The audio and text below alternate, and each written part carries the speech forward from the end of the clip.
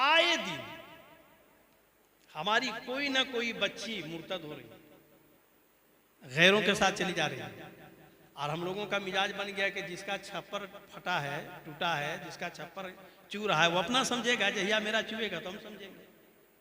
राहत इंदौरी ने कहा था कि लगेगी आग तो आएंगे कई घर जद में, यहाँ पर सिर्फ हमारा अकेला मकान थोड़ी है।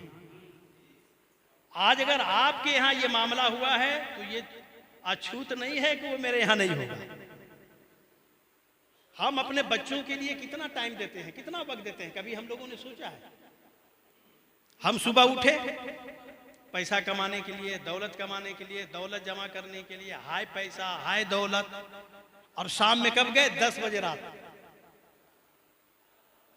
10 बजे 11 बजे तक हमारा नौजवान लड़का घर नहीं आया, कोई फिक्र हमको नहीं। हम गए, खाए पिए, सो गए। सुबह से लेकर शाम तक मेरी बच्ची कॉलेज के नाम पर निकली, स्कूल के नाम पर निकली। स्कूल है या नहीं है? स्कूल में 2 बजे छुट्टी हो रही है, 4 बजे छुट्टी हो रही है, गार्जियन को कोई खबर नहीं। वो मगरिब बाद आए, 4 बजे आए, 5 बजे आए, हम लोगों को कोई मतलब नहीं है। सबसे पहली जिम्मेवारी हमारी और आपकी है, जो गार्जियन को हम लोग जगावे। तंजीम उलमा अहले सुन्नत, जो हम लोगों ने एक फैसला लिया है कि हर गांव में हम लोग जाएंगे, उसके लिए ना कोई नजराना है, ना कोई खर्चा है, ना कोई खाने पीने का इंतजाम है। मसलन आज हम चुन लिए चलो हिसरी जाना है, पतरातू जाना है, तो जिनकी जिनकी बच्चियां खास करके जो कॉलेज कर रही है, स्कूल जा रही है, उनके गार्जियन को, उनके माँ बाप को, माँ को पर्दे में बैठा दीजिए, बाप को सामने बैठाइए, और वहां तकरीर नहीं होगी।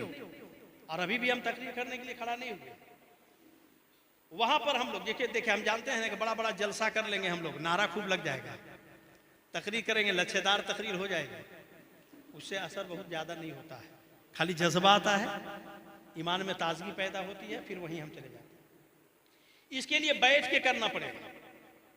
तो अगर हर गांव में हम लोग बैठक करके अगर जागरूक पैदा करें, गार्जियन को समझाने की कोशिश करें, मोहल्ले के लोगों को, जो दानिश्वर लोग हैं, उनको इन बातों को बताने की कोशिश करेंगे, तो हमको लगता है कि हम कामयाब होंगे। आज समझते हैं, एक मुस्लिम औरत अगर मुर्तद हो जाए, काफिरा हो जाए, सोचिए उसका कितना बड़ा गुनाह है, हम लोग गुमान भी नहीं कर सकते। भारत की सरजमी पर एक औरत, एक लड़की फंसी थी, जिसको छुड़ाने के लिए अरब से मुजाहिद ने आया। आज हमारी कितनी बच्चियां चली जा रही है, हमको कोई दर्द महसूस नहीं हो। तो इसके लिए हम लोगों को अपने अंदर दर्द पैदा करना होगा, और हर आदमी को अपनी हैसियत के मुताबिक जिम्मेवारी लेनी है। अपनी हैसियत के मुताबिक सबको जिम्मेवारी लेनी है। जो इमाम हजरात हैं, उनकी भी अपनी जिम्मेवारी है। अगर कोई इमाम साहब ये सोच रहे हैं कि 5 वक्त की नमाज पढ़ा के मुसल्ला में जाके नमाज पढ़ा देते हैं, हुजरे में आके चले आते हैं, ये मेरी जिम्मेवारी हो गई, तो ये उसकी जिम्मेवारी इतनी नहीं है। आप आलिम दीन हो, आप उलमाए किराम हो, आपकी जिम्मेवारी सिर्फ 5 वक्त नमाज पढ़ाना नहीं है। नमाज तो अगर आप नहीं रहते हो तो कोई भी मौलवी साहब ही पढ़ा देता है गाँव का। नमाज पढ़ाने के साथ साथ आपकी जिम्मेवारी है कि जहां आप इमामत कर रहे हैं, उस इलाके में आप देखिए कि कौन सी बुराई फैल रही है। आप तनहा काम नहीं कर सकते, तंजीम वालों को खबर कीजिए, जिम्मेवार लोगों को खबर कीजिए।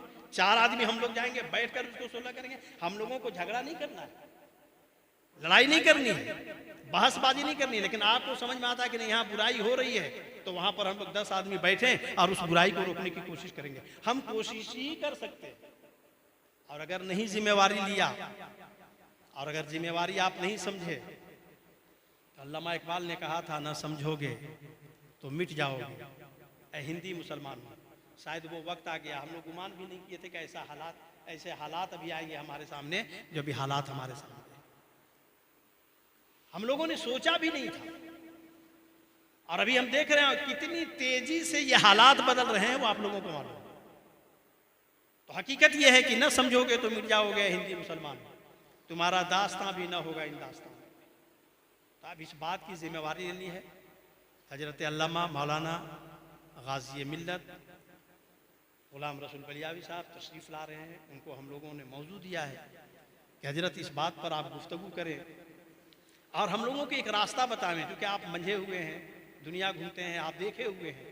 बुलाने का मकसद यही है कि आप एक रास्ता बताइए हम लोगों को, चलने का रास्ता, इसको रोकने का तरीका क्या होगा। तो इंशाअल्लाह उनकी गुफ्तगू होगी, हम लोग कोशिश करेंगे कि उस पर अमल करें। तो इसीलिए आप हजरात से मेरी गुजारिश है कि संजीदगी के साथ देखिए, हम लोग जलसे में भी जाते हैं तो मैं तो अक्सर कहता हूँ कि लोग मिलाद शरीफ में जाता है रिश्तेदारी निभाने के लिए, तकरीर सुनने के लिए बहुत कम लोग जाता है। आप देखिएगा अक्सर अगर पहले खाना खिला दीजिए तो सारे लोग खाना खाए गाड़ी स्टार्ट करके चल दिए, तकरीर से उनको मतलब नहीं है। वो चंद लोग रह जाते हैं, इसलिए कि अगर उसके दिल में दर्द होता ना कि हमको इस्लाम की जानकारी हासिल करनी है, उलमाए किराम की गुफ्तगू सुनकर हमको कुछ मालूमात हासिल करनी है, तो वो आदमी तकरीर में बैठता है, वो तकरीर में नहीं बैठता। आप अकीके का प्रोग्राम हो या आप, अफसोस तो ये होता है ना कि तीजा जिसको हम लोग बोलते हैं ना, तीजा 40वां, वो 40वां में इतनी भीड़ लगती है खाने के लिए ना, और खाने के बाद तकरीर तक हम नहीं सुनते। और इल्जाम क्या होता है, मौलाना लोग तो इस बात को बताते ही नहीं। हम लोगों से लोग बोलते हैं आप लोग जुम्मा में भी तो इस सब बात पर तकरीर नहीं करते। हमने जुम्मा आप कब आते हैं पढ़ने के लिए, तो खुतबा कहते हैं, मतलब खुतबा के बाद हम लोग तकरीर करें। बोलिए भैया, जुम्मा में क्या तकरीर होती है, आपके पास टाइम कहाँ है भैया। आप तो देखिएगा कि अब 1 बज रहा है तो दौड़ के जाइएगा नहाने के लिए, और आते आते तक खुतबा शुरू हो जाएगा। अब इमाम साहब क्या तकरीर की वो आपको क्या समझ में आएगा। तो आप लोगों की भी जिम्मेवारी, जिम्मेवार लोगों को हम लोगों ने इसलिए बुलाया कि आप भी जिम्मेवारी लीजिए, नहीं लीजिएगा तो कल क़यामत के दिन पछतावा होगा, आपसे भी पुरसिश होगी। हजरत मौला अली रदी अल्लाह तआला अन्हु का वो कौल याद रखो कि हजरत अली रदी अल्लाह तआला अन्हु फरमाते हैं कि वो जिंदगी नहीं है। हम लोग जो अपनी जिंदगी गुजार रहे हैं ना, हम लोग समझ रहे हैं कि हम लोग, तो हजरत मौला अली रदी अल्लाह तआला अन्हु फरमाते हैं कि वो जिंदगी नहीं है जो इंसान सिर्फ अपने लिए जी रहा। वो जिंदगी नहीं है जो इंसान अपने लिए जी रहा हो, हकीकत में वो जिंदगी है जो दूसरे के लिए जी रहा हो। नारे तकबीर, नारे तकबीर।